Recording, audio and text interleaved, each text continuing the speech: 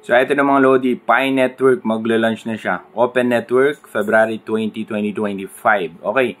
Ngayon magtatanong, ano ba to? Listing na ba to? Mga ganun sila. Pero, natural lang, okay? Kasi pag binasa ko yung Open Network announcement, wala silang sinasabi na listing. Pero ang OKX, itinag ang Pi Network. Okay, team na kung saan malilist din. Spot trading sa OKX mismo mga Lodi. Okay? Dito natin malalaman din kung ano yung price niya kasi mga Lodi. Dito kasi nung pag binasa ko, wala silang sinasabi na i-list nila sa OKX, mga ganun. Pero ang OKX nag-push naman na sila at maayos ang OKX na exchange mga Lodi.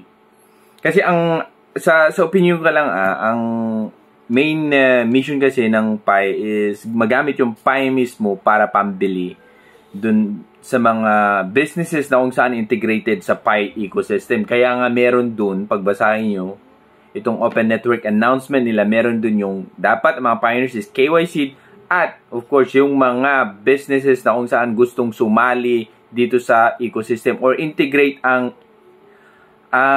Pi blockchain dun sa kanilang mga businesses.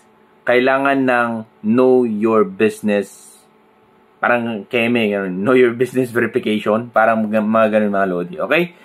So, ayan, good news to, pero may mga iba kasi na hindi din na KYC. Pero okay lang, after ng launching ng Open Network ng Pi, continue pa rin yung KYC ng mga Lodi. Ang problema lang dito, syempre, ikaw na nag-invite sa kanila or ikaw na maraming referral tapos hindi na KYC yung mga iba, mawawala yung points mo sa kanila.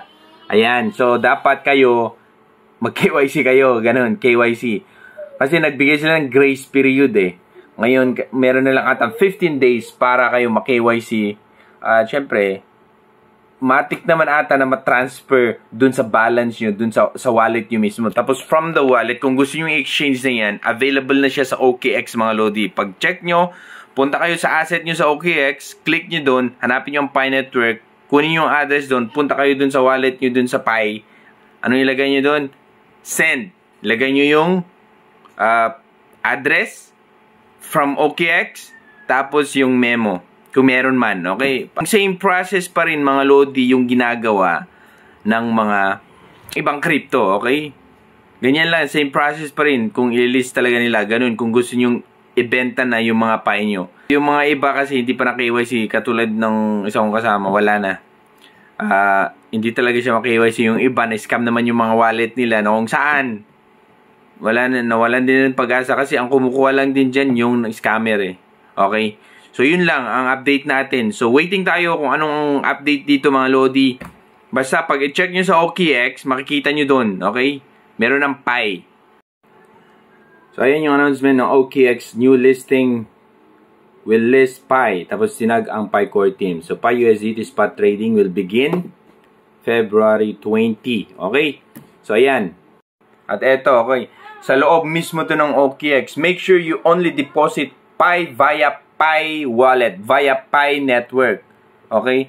So, magde-deposit lang kayo ng Pi dito. Make sure you only deposit Pi via Pi. Or yung Pi network. Okay? Huwag kayo magde-deposit na kung ano dito. Kaya, mukhang okay naman, mga Lodi.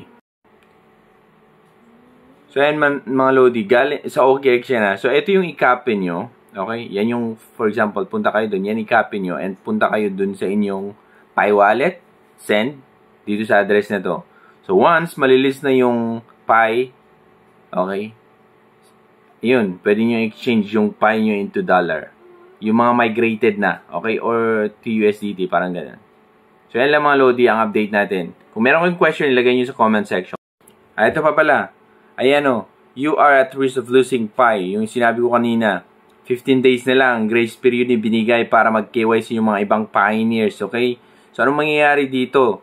Not sure lang, pero, yung mga referral mo hindi pa na KYC, lahat ng points ay matatanggal pag di sila na KYC. Pero ata sila, meron pa rin silang points na kung saan pwede silang mag-KYC after ng mainnet launch, mga Lodi. Yun yung opinion ko, mga Lodi. Kaya sabi dito, malulus yung reward mo eh. So, ayun lang. Okay, so 15 days, mga Lodi. Kung hindi pa ka nag-KYC, KYC na kayo lahat.